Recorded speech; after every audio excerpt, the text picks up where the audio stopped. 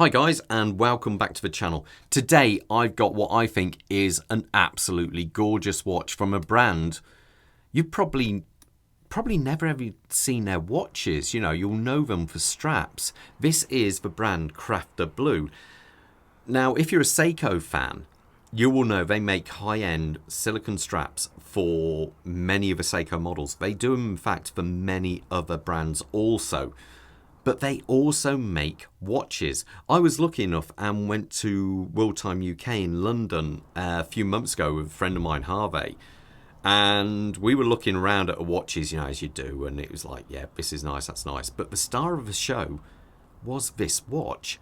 I was lucky enough and met Stephen from Crafter Blue. And he showed me two prototypes. He had two variations of this watch. We have the kind of grey dial, graduated grey dial, and a black dial. And we were both blown away, and especially at the price point he wanted for the watch. We both thought he was crazy because it really is a great looking timepiece. Well, I got speaking to him and I said that I'm a watchmaker and YouTuber. And he said, well, I'll tell you what, I'll send you a watch out to review and see what you think of it. Now, you know, in full transparency, he's sent me this out free of charge, and I get to keep a watch. So I want to put that out there straight away. But I'm going to give you my honest opinion of it because I do like the watch a lot. But there are a couple of little things which I think could be a little bit better. But who knows? We'll see how it goes. So anyway, this is the Crafter Blue Mechanical Ocean 2. And as I say, it's available in two colours, black and this grey dial here. Let's talk about the sizes. Now, I'm actually measuring 40.8mm across. The thickness of the watch is coming at 13.5mm. The lug to lug is on the long side at 51.5, and the strap size on this is 22mm. Now, the actual dial. The dial, I think, is excellent. There's no ifs or buts about it. It looks really good. This grey colour looks fantastic. It does have like a texture to it when you zoom in close. And it is slightly graduated. So what I mean by it, it darkens as you come out to the edges of it. It looks really, really cool. It gives it a bit of depth. Now, the contrast, where it's written Crafter Blue on there, the definition between the writing and the dial is simply outstanding. It's so defined. Now, sorry, let's say now again. As we come down to the bottom here, we have automatic mechanical ocean Mark II, blah, blah, blah. To me, that's too much writing. I would like to see out with maybe just automatic and showing off its 300-meter capability.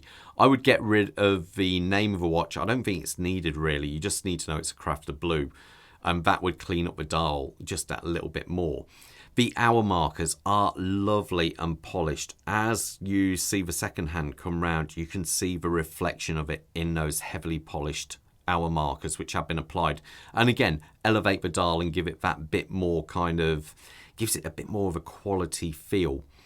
And then you have these amazing black hands. I love them. I think the way you have the contrast between the grey and the black looks fantastic.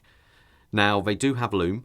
Obviously, all the hour markers have lume, as do the hands. But also, these small indentations on this bezel are fully loomed up as well. And it looks really cool. Okay, these ones don't last as long as you'd like them to, because obviously there's not that much lume in there. But they do last a decent time, and they look absolutely superb. Really impressed with that. Obviously, we have a date window on a white background at a 3 o'clock position. And the good thing is, as you can notice on this, the movement in this is an 8 beats per second movement, not like you get on watches generally at this price point tend to be a Seiko NH35 movement, and that beats at only 6 beats per second. So it's nice to see a very nice gliding action to the second hand there. Now, as we come past that, we have this heavily domed sapphire crystal, and it looks superb. I believe there is AR coating on it, because every so often you get little tints of blue, so that must be from the AR coating. But it looks really good, and it is very, very pronounced. So even though this is a 13.5 millimeter watch, I bet you at least 2 mil or so of that is taken up by that crystal. So it doesn't feel, it's not as thick as you actually believe it is. So as we come past that, we have this rather interesting, and what I think is a very cool looking bezel. The bezel insert on this just looks fantastic. And being that the hour markers are actually pieces of turned metal, it gives it a real solid kind of industrial look to it. And I really, really like that. I love the way you can see the circular marking as it's been machined and then applied to that actual insert. As I say, we have a fully loomed up section here. It is very, very cool.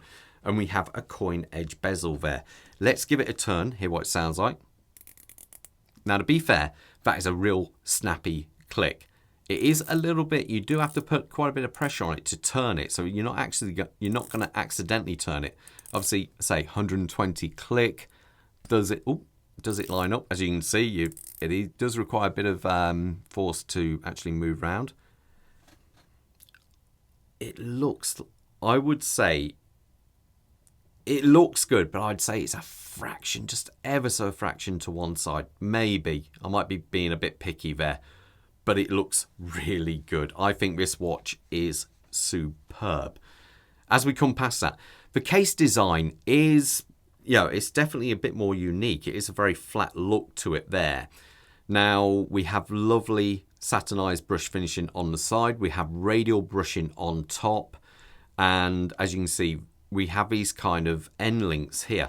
Now, what I believe this is for is the silicone strap on this is a straight one. So I think he's put these in here, because it looks like they are put in afterwards, to hide the fact that otherwise there'd be a gap, which is a really cool thing to think of.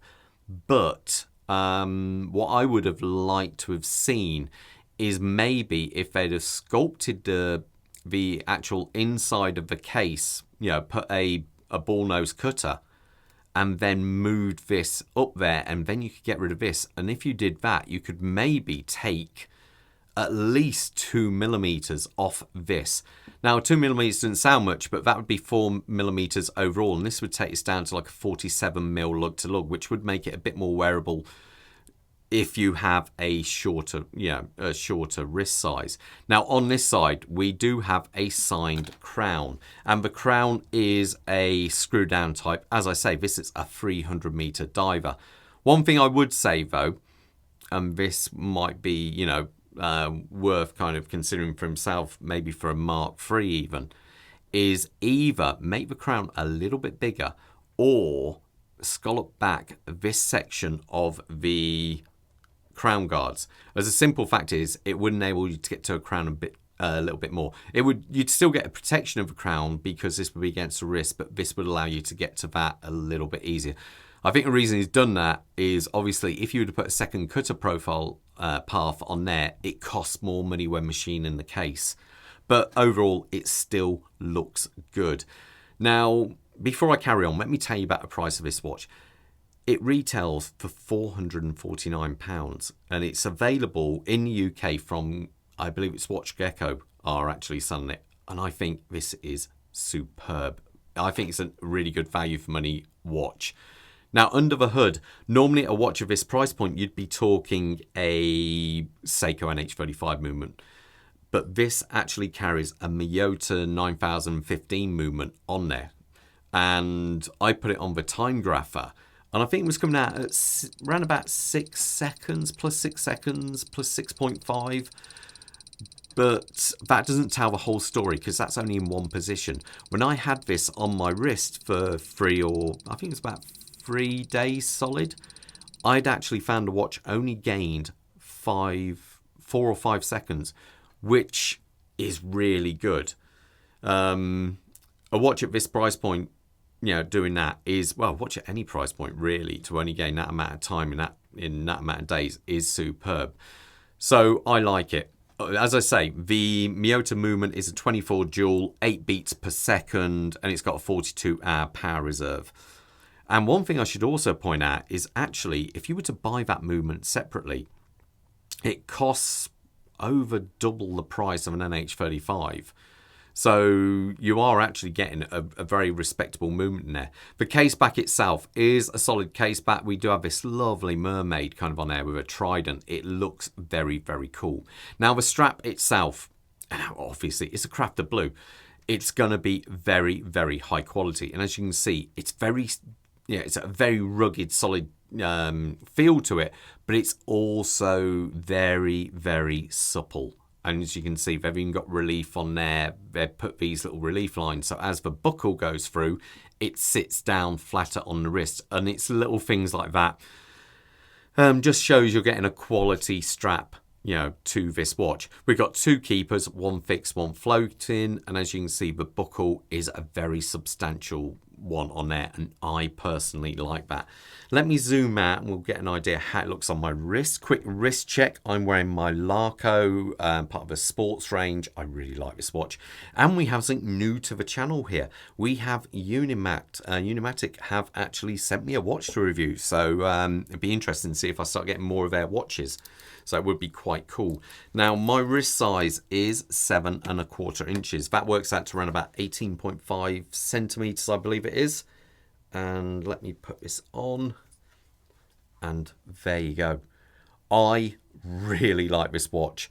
As I say, it's not, there are a couple of things I would like to change on there. And that would be, as I say, a little less writing on the front there.